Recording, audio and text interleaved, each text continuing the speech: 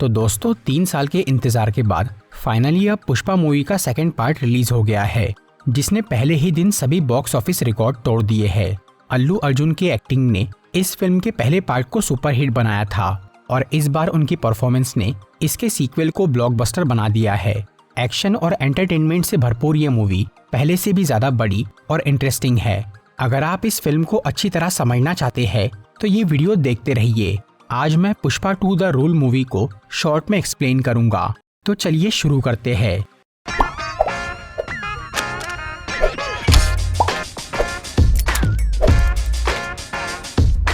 Movie की starting में पुष्पा को एक सपना दिखता है कि उसने अपना लाल चंदन जापान देश को सप्लाई किया, लेकिन उन लोगों ने इसके पैसे नहीं दिए। इसकी वजह से पुष्पा जापान जाता है और उस गैंग से लड़ता है जिन्होंने वो माल खरीदा था, लेकिन लड़ते वक्त पुष्पा को गोली लग जाती है। इससे उसे अपने बचपन की एक घटना याद आती है जब वो ऐसे ही पानी में गिरा था, और तब इस भयानक सपने से पुष्पा की नींद खुल जाती है। तो अब बात करते हैं असली कहानी की। इस फिल्म की स्टोरी पार्ट 1 के कुछ टाइम बाद की है। अब पुष्पा की श्रीवल्ली से शादी हो चुकी है और सिंडिकेट का लीडर बनने से उसकी इज्जत और कमाई बहुत ज्यादा बढ़ गई है। दूसरी तरफ पुलिस ऑफिसर भंवर सिंह शेखावत, जिसे पुष्पा ने बेइज्जत करके उसके कपड़े उतारे थे और उसे रिश्वत देने से मना कर दिया था, वो अचानक कहीं गायब हो जाता है, जिससे सबको लगता है कि वो शर्म के मारे नौकरी छोड़कर भाग गया, लेकिन वो असल में बदला लेने की तैयारी कर रहा था। फिर एक दिन शेखावत अपना भेष बदल के पुष्पा के मजदूरों के साथ जंगल चला जाता है और वहाँ लाल चंदन की कटाई करने लगता है। फिर जैसे ही सारा माल वहाँ जमा हो जाता है, तब शेखावत पूरी पुलिस फोर्स को वहां बुला के सभी मजदूरों को गिरफ्तार कर लेता है और वो माल जब्त कर लेता है। उधर पुष्पा को जैसे ही ये पता चलता है तो वो शेखावत की गैर मौजूदगी में पुलिस स्टेशन जाता है और वहां के सभी पुलिस वालों को पैसे देकर खरीद लेता है और अपने सभी मजदूरों को छुड़वा के अपना माल वापस ला लेता है। इसी बीच एक दिन MLA सिद्धप्पा नायडू, जो कि सिंडिकेट से ही मिला हुआ था, वो पुष्पा को आंध्र प्रदेश के CM से मिलवाने ले जाता है। जाते वक्त श्रीवल्ली पुष्पा को CM के साथ एक फोटो खिंचवाने बोलती है, पर CM इसके लिए मना कर देता है क्योंकि एक स्मगलर के साथ फोटो निकालने से उसकी इज्जत में दाग लग सकता था। इस बात से पुष्पा को बहुत बुरा लगता है कि वो अपनी बीवी की इच्छा पूरी नहीं कर पाया। तब वो नायडू को पूछता है कि अगर वो CM होता तो क्या वो उसके साथ फोटो निकालता, जिसके लिए वो हाँ कहता है। इसीलिए पुष्पा ये फैसला करता है कि अब वो किसी भी तरह सिद्धप्पा नायडू को आंध्र प्रदेश का CM बनाकर रहेगा, ताकि वो श्रीवल्ली के लिए वो फोटो ला सके। लेकिन इस काम के लिए बहुत सारे पैसों की जरूरत थी। तब पुष्पा नायडू को दिल्ली भेजता है और उसके जरिए सेंट्रल मिनिस्टर प्रताप रेड्डी से बात करता है। वो उसे 500 करोड़ रुपए देकर सिद्धप्पा को CM बनाने बोलता है, जिसके लिए प्रताप रेड्डी तैयार हो जाता है। पर फिलहाल पुष्पा के पास इतने पैसे नहीं थे, तो इसके लिए वो अपने धंधे को बढ़ाने का सोचता है और वो सिर्फ इंडिया में ही माल बेचने की बजाय उसे बाहर भी सप्लाई करने का फैसला करता है, जिसके लिए पुष्पा मालदीव्स देश जाकर हमीद नाम के एक इंटरनेशनल बायर से मिलता है और उसे 2000 टन लाल चंदन 5000 करोड़ रुपए में देने की डील करता है। ये सौदा होने के बाद अब पुष्पा का टारगेट था इतना सारा माल जमा करना। इसके लिए वो लाल चंदन बेचने वाले सभी स्मगलर को अपने सिंडिकेट में शामिल कर लेता है और मजदूरों को ज्यादा पैसे देकर काफी स्पीड में पेड़ कटवाना शुरू करता है और वो सारा माल अपने चित्तूर जिले में जमा करने लगता है। दूसरी तरफ मंगल सीनू, जो कि सिंडिकेट का पुराना लीडर था, उसे ये पता चलता है कि पुष्पा बहुत सारा माल जमा कर रहा है, जिससे सीनू और उसकी बीवी दक्षा को ये डाउट होता है कि पुष्पा कोई बड़ा काम करने वाला है। इसीलिए वो उसके रास्ते में टांग अड़ाने का सोचते हैं और वो भंवर सिंह शेखावत से हाथ मिला लेते हैं, क्योंकि इन दोनों ही पार्टी को पुष्पा से अपना बदला लेना था। तब एक दिन दक्षा शेखावत से मिलके उसे बताती है कि उनका एक पुराना आदमी बिच्छा रेड्डी अब सिंडिकेट का मेंबर बन गया है और वो पुष्पा को माल सप्लाई कर रहा है। दक्षा ये जानती थी कि बिच्छा रेड्डी अपना माल कहाँ से ले जाता है, इसीलिए वो शेखावत को बोलती है कि वो उसका माल जब्त करके बिच्छा को धमकाए, ताकि सिंडिकेट के बाकी लोग पुलिस से डरने लग जाए, जिसका फायदा उठाकर सीनू फिर से सबको अपने पक्ष में ले लेगा। इसलिए एक रात शेखावत उस जगह पर अपनी टीम लेकर खड़ा हो जाता है जहां से बिच्छा रेड्डी माल ले जाता था। फिर जैसे ही वो चंदन के ट्रक वहां से गुजरते हैं, तब पुलिस वाले उन्हें रोकते हैं और शेखावत वो ट्रक्स को जला देता है। इसके बाद शेखावत बिच्छा को पकड़ता है और वो उसे पुल से नीचे फेंक कर मार देता है। तब दक्षा और सीनू वहां आकर उसे बोलते हैं कि उन्होंने सिर्फ उसे डराने के लिए कहा था, लेकिन शेखावत उन्हें कहता है कि अगर वो बिच्चा को डराता तो इससे ज्यादा फर्क नहीं पड़ता था, पर उसके मरने से अब पूरा सिंडिकेट उससे डरेगा।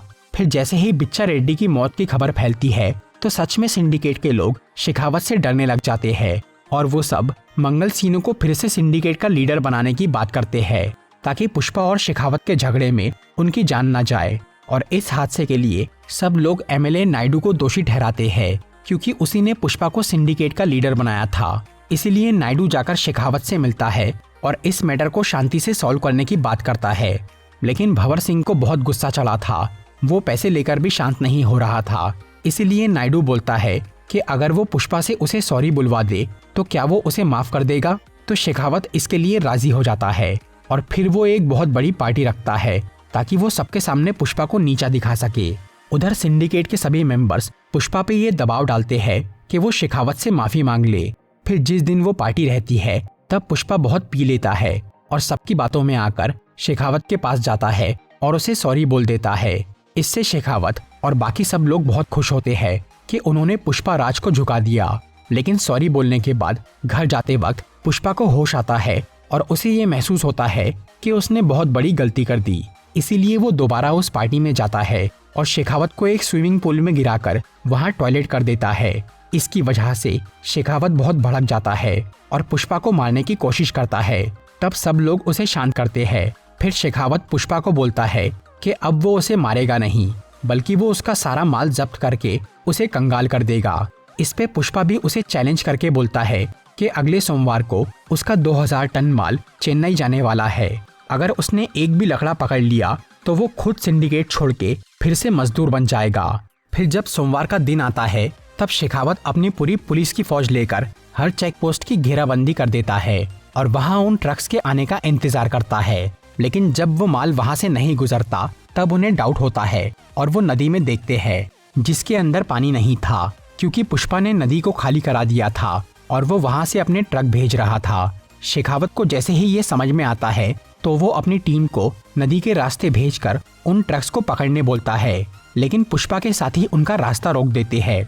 तब शेखावत खुद अकेला किसी तरह उन ट्रक्स के सामने पहुंच जाता है और वो उन पे हमला करके पूरा माल पकड़ लेता है।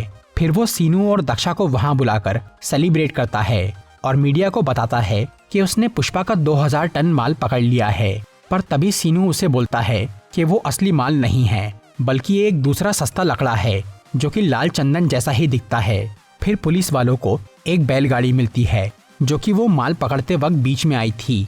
शेखावत जब उसे चेक करता है तो उसे पता चलता है कि वो बैलगाड़ी लाल चंदन से बनी है। मतलब पुष्पा ने असली माल को बैलगाड़ियों का रूप देकर उसे चेन्नई भेजा था और वो ट्रक्स में नकली माल भर के पुलिस का ध्यान भटकाया था। तभी पुष्पा वो पुलिस स्टेशन के सामने आता है और शेखावत का मजाक उड़ाता है। फिर वो उस बैलगाड़ी को बॉम्ब से तबाह कर देता है ताकि पुलिस को एक भी टुकड़ा ना मिले।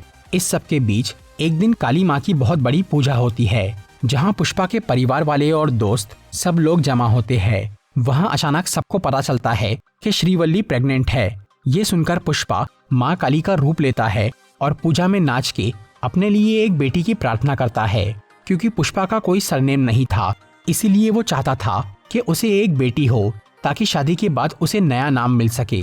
तभी वहाँ पूजा के बाद कुछ गुंडे मिलके पुष्पा के सौतेले भाई मोहन की बेटी को छेड़ते हैं, जिसकी वजह से पुष्पा उन सबको बहुत मारता है। लेकिन इसके बावजूद भी मोहन इससे खुश नहीं होता और वो पुष्पा को अपने परिवार से दूर रहने बोलता है।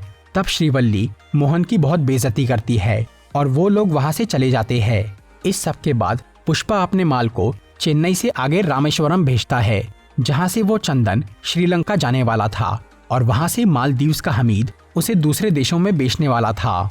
वो 2000 टन माल कहाँ है ये बात सिर्फ जक्का रेड्डी ही जानता था। इसीलिए जब जक्का रामेश्वरम जाता है तब शेखावत अपना एक आदमी उसके पीछे भेज के ये पता लगा लेता है कि वो माल कहाँ है। फिर शेखावत बहुत सारे पुलिस वालों के साथ रामेश्वरम के समुद्री तट पर चला जाता है और वहाँ वो लोग बोट्स के अंदर माल ढूंढने लगते हैं, जो कि उन्हें नहीं मिलता क्योंकि वो चंदन से बनी हुई बैलगाड़ियाँ नाव के अंदर नहीं बल्कि उसके नीचे पानी में रखी थी और रस्सी से बंधी थी।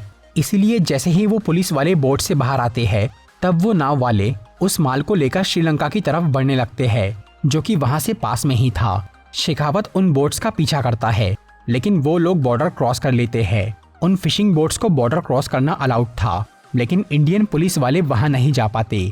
फिर वो सारा माल श्रीलंका पहुंच जाता है, जिसके कुछ दिनों बाद हमीद पुष्पा को 5,000 करोड़ रुपए दे देता है, जिसमें से 500 करोड़ वो सेंट्रल मिनिस्टर प्रताप रेड्डी को भेजता है, जो कि सिद्धप्पा नायडू को आंध्र प्रदेश का सीएम बना देता है। फिर नायडू सीएम बनने के बाद तुरंत पुष्पा के घर जाकर उससे मिलता है और उसके पूरे परिवार के साथ फोटो खिंचवाता है। दूसरी तरफ शेखावत अपनी हार से बहुत परेशान हो गया था और अब जल्द ही मीडिया को ये पता चलने वाला था कि पुलिस ने जो माल पकड़ा था वो सब नकली है। इस बदनामी से शेखावत काफी डर जाता है और वो इस राज के खुलने से पहले ही वो नकली माल को जलाने का फैसला करता है। लेकिन उसे ये लगता है कि अगर उसने ऐसे ही वो लकड़ियों को जला दिया तो लोग समझ जाएंगे कि ये काम खुद पुलिस ने किया है। इसीलिए शेखावत वो नकली चंदन के गोडाउन में आग लगाता है और खुद भी उसके साथ जल के आत्महत्या कर लेता है, क्योंकि अब वो और ज्यादा बेइज्जती नहीं सह सकता था। इसीलिए वो पुष्पा से हार मान के मर जाता है। उधर पुष्पा के घर में सब सही चल रहा था, लेकिन फिर एक दिन अचानक उसके भाई मोहन की बेटी कावेरी को कुछ गुंडे किडनैप कर लेते हैं और वो मोहन से 2 करोड़ रुपए की मांग करते हैं। ये वही गुंडे थे जिन्होंने पूजा के दिन कावेरी को छेड़ा था और पुष्पा ने उन्हें मारा था। इसीलिए अब वो अपना बदला लेने के लिए कावेरी को किडनैप कर लेते हैं, क्योंकि उन्हें ये मालूम था कि मोहन पुष्पा का भाई है। इसीलिए उसकी बेटी को उठाने से पुष्पा उनके सामने जरूर आएगा। फिर मोहन की बीवी पुष्पा के घर जाकर उसे मदद मांगती है। तब पुष्पा पूरे शहर की नाकाबंदी कर देता है और वो अपने आदमियों को सभी जगह कावेरी को ढूंढने बोलता है। इसके साथ ही वो टीवी पर लाइव आकर उन गुंडों को धमकी देता है कि अगर उस लड़की को कुछ हुआ तो वो उन्हें छोड़ेगा नहीं। इसी दौरान प्रताप रेड्डी जाकर सीएम नायडू से मिलता है और उसे कहता है कि वो पुष्पा को ये सब रोकने बोले, क्योंकि उन गुंडों का लीडर उसका भतीजा बुग्गा रेड्डी है। ये सुनकर नायडू काफी डर जाता है, क्योंकि प्रताप रेड्डी बहुत खतरनाक आदमी था और उसके भतीजे को कुछ भी होने से सीएम और सिंडिकेट मुश्किल में पड़ सकते थे। इसीलिए नायडू पुष्पा को कॉल करके उसे बुग्गा का पीछा छोड़ने बोलता है, लेकिन पुष्पा ये बात नहीं मानता और वो बुग्गा के बताए हुए एड्रेस पर पैसे लेकर अकेला पहुंच जाता है।